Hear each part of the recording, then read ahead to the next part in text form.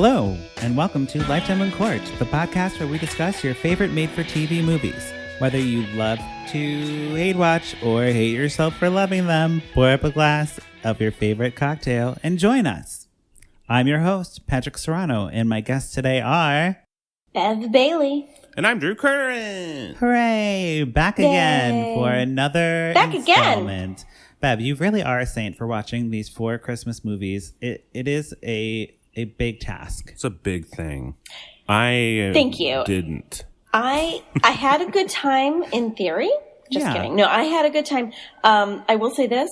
About 40 minutes into the very first movie that I watched, I was watching with a friend, and she had said to me, the plot is done. What are they going to do for the next hour and 20 minutes? And I was like, I don't know. And that's kind of the theme that went through all 4 movies that I saw. Yeah. It's true. Well, they do Christmas things in between the... And you know, they just do all the Christmassy feel-good things. Yeah. I mean, they just take a plot that's already been done, and then they make it a Christmas thing. Exactly. Yeah, for sure.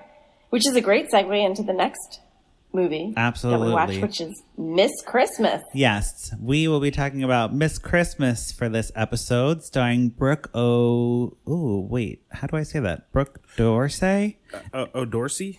And, I don't know. Dorsey. Brooke Dorsey. And Marc Blucas? Yeah, Blucas. Blucas? I think Blucas. I think it's Blucas.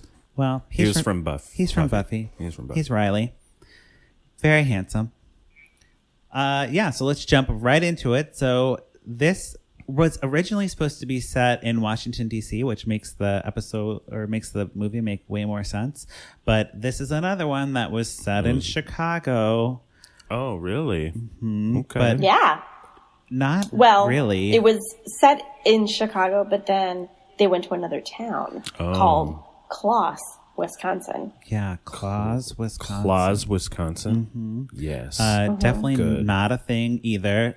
So not a place. Holly, I don't even know what her last name was. Her name's Holly, and she is Miss Christmas. So she is in charge of getting the Christmas trees for the downtown Chicago Christmas tree lighting thing. And they said at the Radcliffe Plaza. That's not a thing, right? Yeah. No. Okay. And Bev. It's not. It's definitely not. There's no Radcliffe Plaza. No, there's no Radcliffe and Radcliffe is the name of the company that she works for. Right. And we have no idea what Radcliffe does. No, all I know is she finds the tree.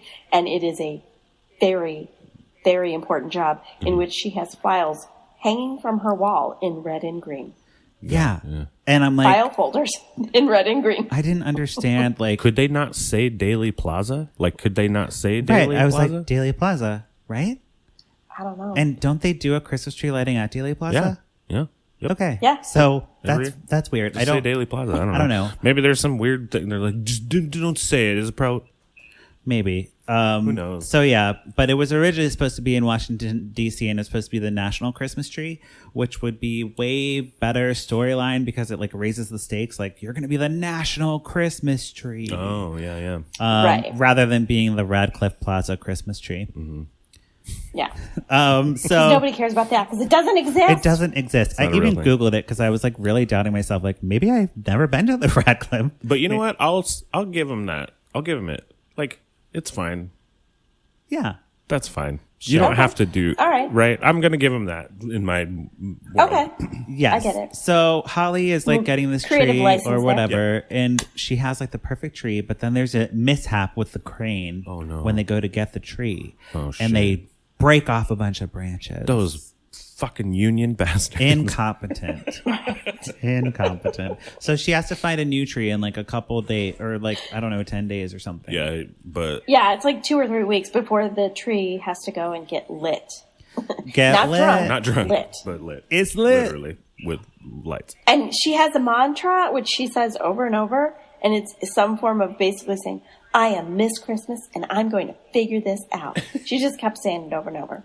And I was like, you're a problem. Wait, solver, is that the line? Not a problem perpetrator. Is that the line she kept saying? I Miss Christmas, and Miss Christmas does this. And she's known around town. Like, people are like, oh, there's Miss Christmas. Oh, there she is. No one would know. No one knows. And like her assistant is like, what do you always say? You are Miss Christmas, and you say, and whatever it would be. She's like, People find joy in this dark place. I'ma get it. It's just like, I'ma get it. Yes. So I'ma get it. I'ma get it. She like has to scramble to find a new Christmas tree, and her assistant, another redhead, is like, oh, we have all these letters from people who submitted their trees, and they get like a big ass crate, and they like a mail, like a mail thing, and like dump out all these letters. And she finds one from this kid Joey, who is like, I have the perfect tree in Claus, Wisconsin. So she's like, I'm going to Claus, and she drives up to Claus. Yeah, and she runs into Sam. This very handsome man. He's so handsome. Played by Marc Blucas, or whatever we say. And he's just a total Scrooge. Like, he's like, I'm just doing this because I'm strong and I can carry decorations. I hate Christmas. And she's like, he's decorating the town and he hates it. Perfect. And she's like, well, I miss Christmas and I love Christmas. It's the best time of year. Well, she grew up on a Christmas tree farm, we find out. She did, as one does. And they have like a really cute like little thing going on. Like their like interactions were really good, I thought. Like it seemed like they were like actually like into each other, which was nice. Yeah.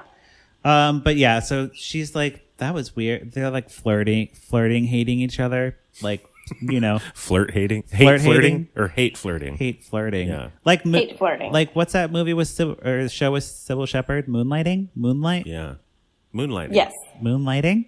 Yeah, it was like that. Yes, but not, it was opposite. Like she was David and he was Maddie. It was the opposite because he was such a crank. Yes, exactly. So then she like goes to the town hotel or something, or the inn, and she's like, I need to find this kid Joey because he has a Christmas tree I really want. And the owner of the inn's like, oh, that's my nephew. That's my nephew. So she takes Miss Christmas to the house, and who is the owner of the house?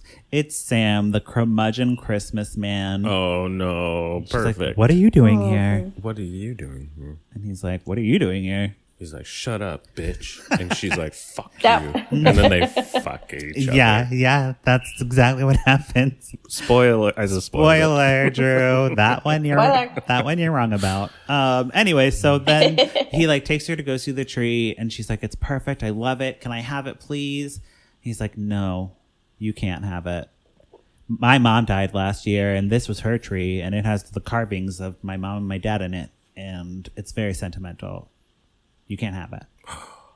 Oh, no. So end of movie, right? Yeah. It's a big problem because she can't have the tree. And she's like, I miss Christmas and I'm going to figure this out. The movie ends. No, this is like the first 10 minutes of the movie. So this is where Bev is talking about how you have to fill time.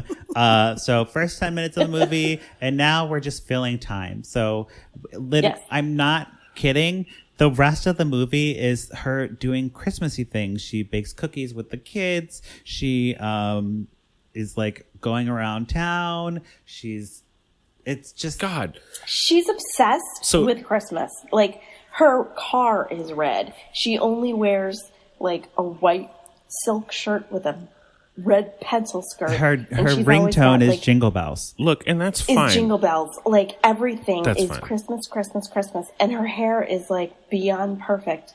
I mean, I have nothing against that. Nothing against that. I don't know who wrote this character. You know who wrote this character? My mom. Probably a man. It was my mom. What? No, not my mom. Oh. Someone wrote this character based on my mom. Miss Christmas. Your mom does have really pretty hair like Miss Christmas. She does. My mom is great, and she has pretty hair, and she... Does your mom love Christmas this much? She loves Christmas more than anyone in the world combined. Really? I did not know this, but I mean, I'm not surprised. That makes sense. She does. And she doesn't, and my mom's not even like religious. She fucking just loves Christmas so much. Christmas is fun. And so when like a character's like loves Christmas, I'm like, well, I mean, Christmas is great. It's just another day at Drew Curran's house. Just another day. My house, my midwife mom, loving Christmas so hard all the time. Oh, goodness. Well, yes, Miss Christmas and your mom would get along. Yes. So she's like, doing all these random things, and she has to win like the family members over because they're like, we'll put it to a family vote. So, majority rules. We'll all get a vote. So if she convinces us to do it, then we'll do it. So she makes like a presentation, like a what is it called? A PowerPoint presentation? A PowerPoint presentation? Or as Sarah... And at this point in the movie, it's because her job is on the line because all of a sudden corporate has gotten involved. Corporate gets involved. And if she doesn't get the tree, this is what her boss says. Her boss, who is actually played by a person of color. Her boss, Andrea, is like... If you don't get the tree, don't bother coming back. Oh, no.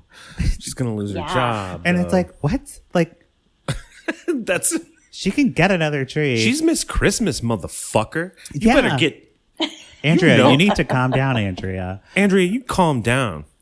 But yeah, so she doesn't get the tree. She like goes on a Christmas carriage, and then they wear ugly Christmas sweaters and walk around the town. And, all this stuff is just happening. Right, Bab? I mean, like... Yeah, I mean, it's like they're falling for each other, but she's also trying to convince him. But more than that, she's just like trying to have him love Christmas as much as she does and be like, see, this feeling you're feeling, wouldn't it be great if you just topped it by giving me your tree?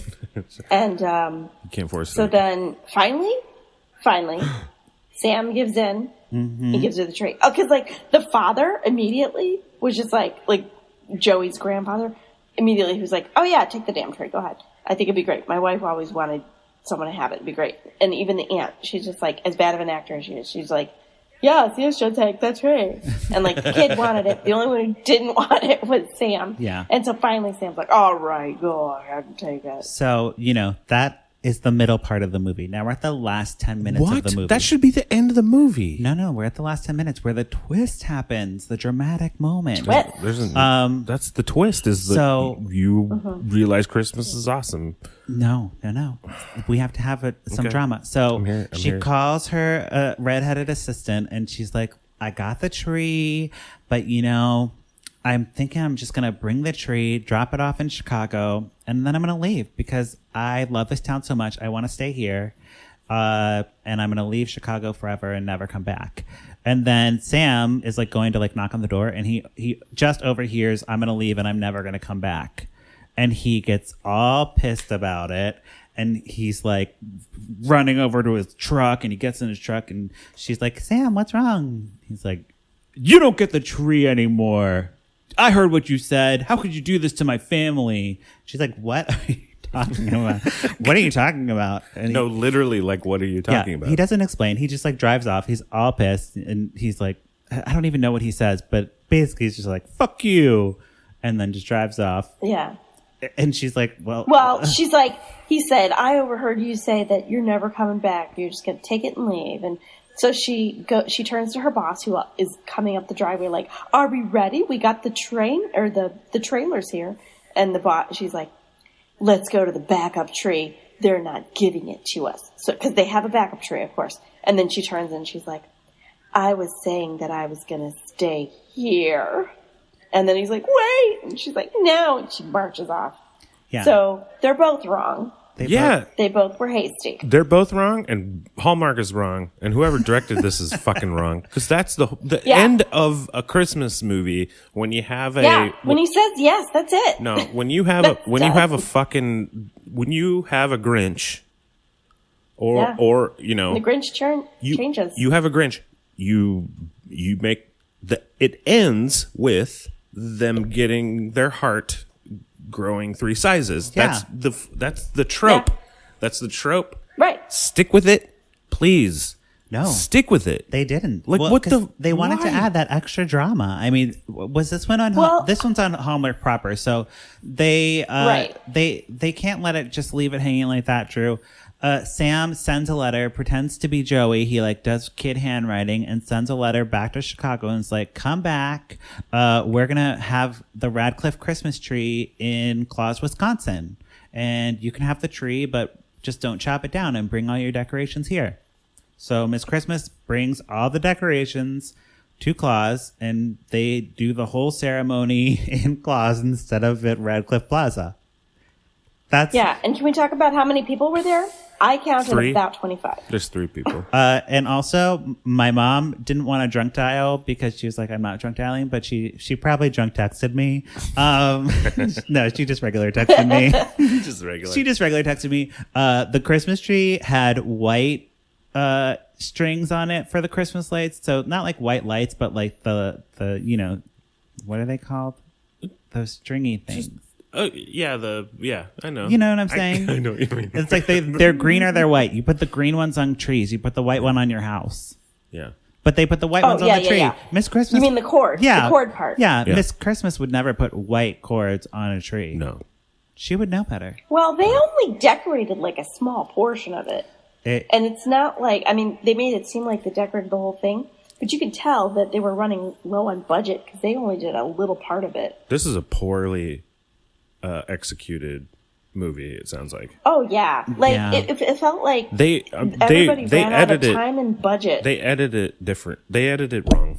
Yeah. They did like a whole thing like. They did a wrong edit. Like you go, oh no, you get a Grinch, you get a fucking Christmas Grinch, and you have to prove to him that Christmas is real in the spirit of Christmas. Yeah. And you grow his three Yeah. sizes. The movie is Yeah. done. Yeah. But they did this A whole extra thing. way too early. A whole thing. Yeah, it was totally backwards. But I think when they do the big reveal that it's the Radcliffe tree and stuff, and he's there, and they make this new thing. That's when they then say, well, we're going to change our tradition of making this the Claus Christmas tree lighting ceremony. Like, this is a new thing we're going to do. Yeah, so they And I was take it like, out of thinking to Chicago myself, completely. And that's, you know what? Yeah, take it out of And Chicago, that's bring fine. it to Claus, Wisconsin. And that's fine. I was like, are you kidding me? There is no way that any alderman in Chicago would let that happen. No. They would never let that money go. No, but pretend in a universe where this whatever this fucking thing is. Yeah. The aldermen's all are like, who cares? Yeah. I'm saying. Oh, and so are we going to get to the end right now? Or are we going to tell Drew the ending? Wait, I thought that was the end. Did I miss something? Well, there's one more thing. There's she ends up another quitting her twist? job. No God. twist. She did end up quitting her job, and then he's like, you did? And she goes, yeah, I'm going to move here. And he's like, No. I know where you can stay. And I was like, oh my God, No. is this the sex part? Is this the part where they're going to have sex? Oh, No, I they know. cut it, and they were like, Christmas. I know where you can stay. But- In my pants. Yeah, no. So, Yeah. Bev, what is your... Dust off his face and be like, I got a place you can sit. Oh my God, no. What is your rating for this You can one? edit that out. No, we're keeping it in, you potty mouth girl. What is your rating for this one? Okay. Oh, God. It's like, I guess I liked that all the Christmas elements, even though it was super complex, and I also hated it so much. There were so many things I hated that I ended up like, pour it up. Oh, really? Yeah. I know. Really? What a twist. Uh-huh. I Pouring it up, also I agree. hated it, and it was wonderful at the same Okay. time. It was like a love to hate it type of thing. Like the actors were actually good. The leads were good. Marcus or Mark Blau. What? Mark. Mark Blab. Whatever his Mark name blah, is. blah, blah. The guy who played Sam. He Mark could blah, have blah. chemistry with a paper bag. He's just like really, really good. fun. He's maybe my favorite male Hallmark person. But yeah, so I'm gonna say pour it up as well. Okay. But then you're gonna have to drink like the whole bottle to really enjoy this movie. And I Oh, yeah. And I haven't sure. seen it, and I'm gonna say put a cork in it because they fucking ruined the normal trope that gets me every time in a Christmas. Like when you have a Grinch, It's true. you can't fuck with Just have that. a Grinch. You cannot fuck with that trope. You can't fuck with that like thing. That's my jam. Oh, I love it. They did. When someone's like, I don't believe in Santa Claus, and then Santa Claus is like, no, I'm real. And then people are like, and then he's like, oh my God, he is real. I cry. That just thinking about You're that tearing up. idea, I will cry. Aw. Well, then you wouldn't like this movie because they don't stick to the formula. But yeah, so that wraps up our talk about Miss Christmas. Thank you both for joining me for the Miss Christmas talk. And thank you, listeners, for checking back in with Lifetime Uncorked. We watch these movies so you don't have to, but if you do, we'd love to hear from you. You can follow me on social media at Patrick Miguel. Bev, where can they follow you? I have a couple things to plug, actually. One thing is you can follow me on social media at BevRocks75. And also, I'm in a music improv group that has a show on December 2nd. So if you're in the LA area, I would love to have you come out and see it. We are called Pitch Please, and you can follow us on any social media at Pitch Please LA. Yes, Pitch Please. And she started that shit in Chicago. Acapella and music improv. And Drew, where can we find you? You can find me at Universe Head on all the things. It's all at Universe Head. Or my personal one is Drew, but with pants. One word. Great. You can follow the podcast at Lifetime Uncorked and be sure to visit lifetimeuncorked.com or drunk dial us at 872-267-4117 and share your thoughts on a movie we've covered or suggest a movie we haven't. Rate and review us on iTunes and all that. Thank you so much. Okay, bye. Bye, guys.